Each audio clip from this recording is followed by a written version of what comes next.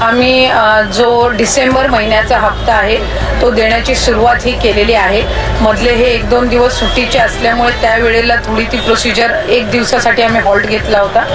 आजपासून पुन्हा एकदा साधारणपणे पुढच्या 3-4 दिवसाच्या कालावधीमध्ये ज्या काही लाभार्थी आहेत लाडक्या बहीण योजनेचे त्यांच्या खात्यामध्ये थेट जो लाभ आहे डिसेंबर महिन्याचा हा पोहोचवण्यात येत आहे।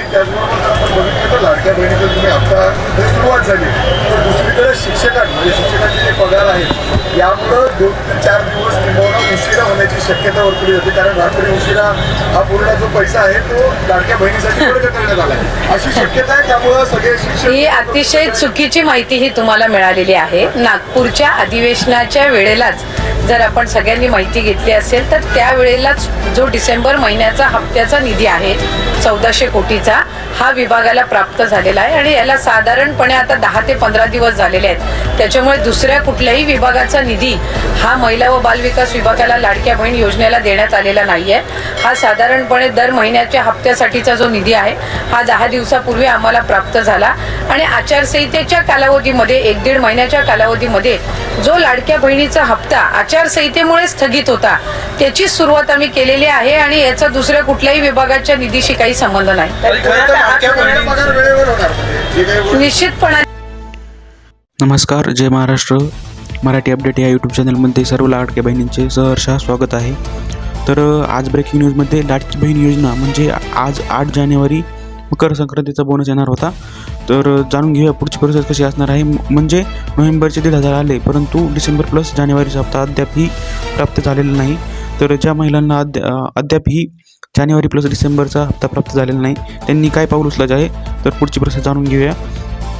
तर मुख्यमंत्री माझी लाडकी बहीण योजना या योजनेअंतर्गत आज म्हणजे 8 जानेवारीला डिसेंबर प्लस जानेवारीचा हप्ता प्राप्त होणार होता।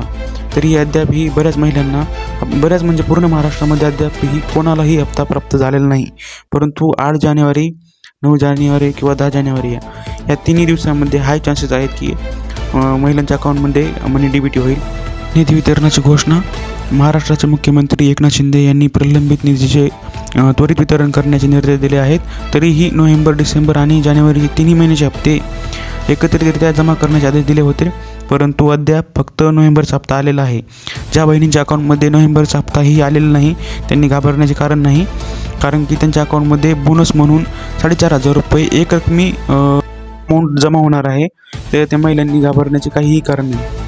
तर तुम्ही बघू शकता माझी लाडकी बहीण योजना या योजनेअंतर्गत आज 8 जानेवारीला नोव्हेंबरचा हप्ता उरलेल्या बहिणींच्या अकाउंटमध्ये डिपॉझिट होणार होता, परंतु महाराष्ट्रामध्ये अद्यापही त्यांमध्ये काही महिलांच्या अकाउंटमध्ये नोव्हेंबरचा हप्ता जमा झालेला नाही। ज्या बहिणींच्या अकाउंटमध्ये नोव्हेंबरचा हप्ता जमा झालेला नाही त्यांनी कमेंटमध्ये विचारू शकता, आम्हाला जेवढी मदत करता येईल तेवढी नक्की करू।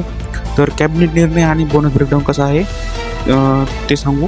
तर कॅबिनेट निर्णय आणि बोनस ब्रेकडाऊन महिला मंत्र्यांसह आदिती तटकरे यांच्यासह झालेल्या कॅबिनेट बैठकीत हा निर्णय घेण्यात आला आहे की ज्या महिलांच्या अकाउंटमध्ये नोव्हेंबरला मनी डिपॉझिट झालं नाही त्यांना 4,500 रुपये एकरकमी अमाऊंट भेटणार आहे, किंवा ज्या महिलांच्या अकाउंटमध्ये नोव्हेंबरचा हप्ता भेटलेला आहे त्यांनी काही घाबरण्याची गरज नाही, त्यांना जानेवारीचा आणि डिसेंबरचा हप्ता एकरकमी भेटणार आहे, ते बी 12 जानेवारी किंवा 10 जानेवारीच्या अगोदर। जानेवारीचा हप्ता म्हणून भेटणार होता, परंतु अद्यापही कोणाच्याही महाराष्ट्रामध्ये कोणत्याही लाडक्या बहिणीच्या अकाउंटमध्ये जानेवारीचा हप्ता डिपॉझिट झालेला नाही। तर जाणून घेऊयात जानेवारीचा हप्ता आणि डिसेंबरचा हप्ता कधी येणार आहे। तर 8 जानेवारी म्हणजे आज किंवा 9 जानेवारी किंवा 10 जानेवारी ह्या तिन्ही तारखांमध्ये खूप चान्स आहेत की अकाउंटमध्ये मनी डीबीटी होईल। तर टप्प्यामध्ये कसं वर्गीकरण केलेलं आहे, म्हणजे जिल्ह्यांच्या टप्प्यामध्ये 3 टप्प्यांमध्ये वर्गीकरण केलेलं आहे। तर पुणे आणि कोकण विभाग म्हणजे आज 8 जानेवारीला पुणे आणि कोकण विभागामध्ये हाय चान्सेस आहेत की आज मनी डीबीटी होईल, किंवा दुसरा म्हणजे 9 जानेवारी छत्रपती संभाजीनगर आणि नाशिकचं 9 जानेवारीला डीबीटी होण्याचे चान्सेस आहेत, आणि अमरावती आणि नागपूर हे 10 जानेवारीच्या अगोदर मनी डीबीटी होईल सर्व महिलांच्या अकाउंटमध्ये, असे कॅबिनेट बैठकीमध्ये एकनाथ शिंदे यांनी जाहीर केलेले आहे। बँकेनुसार टप्प्यामध्ये कसे वर्गीकरण केलेलं आहे तर जाणून घेऊया। बँकेचे 3 टप्प्यामध्ये वर्गीकरण केलेलं आहे।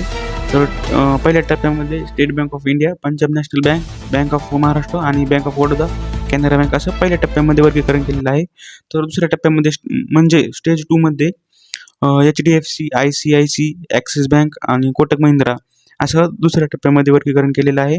तिसऱ्या टप्प्यामध्ये इंडिया पोस्ट पेमेंट बँक आणि IDFC फर्स्ट बँक. तुम्ही वाचू शकता व्हिडिओ पॉज करून. तर चला जाणून घेऊया लाडक्या बहिणींना हप्त्याव्यतिरिक्त अजून लाडक्या बहिणींना काय भेटणार आहे. तर लाडक्या बहिणीसाठी खूप मोठी खुशखबर आहे. लाडक्या बहिणीला नवे GR आणि कॅबिनेट बैठकीनुसार लाडक्या बहिणींसाठी अतिरिक्त भेटवस्तूसुद्धा भेटणार आहे. तर जाणून घेऊया काय भेटवस्तू असणार आहे. मकर संक्रांतीसाठी अतिरिक्त भेटवस्तू. रोख बोनस व्यतिरिक्त महिलांना सक्षमीकरणासाठी जानेवारीपासून 200 अतिरिक्त वाढ. कौशल्य विकास आणि बोनस आणि प्रशिक्षण. PM विश्वकर्मा योजनेत पिवळ्या व नारंगी रंगाच्या कुपनधारकांना शिवणयंत्र आणि पैठणी साड्या. भांडी योजनेत भांडी. 10वी किंवा 12वी शिकणाऱ्या म्हणजे लाडक्या बहिणींच्या 10वी किंवा 12वी शिकणाऱ्या पाल्यांना टॅबलेट शिक्षणासाठी भेटणार आहे. तर हे होतं पूर्ण व्हिडिओमध्ये की ज्या महिलांना नोव्हेंबरचा हप्ता भेटलेला नाही त्यांनी घाबरण्याचं कारण नाही.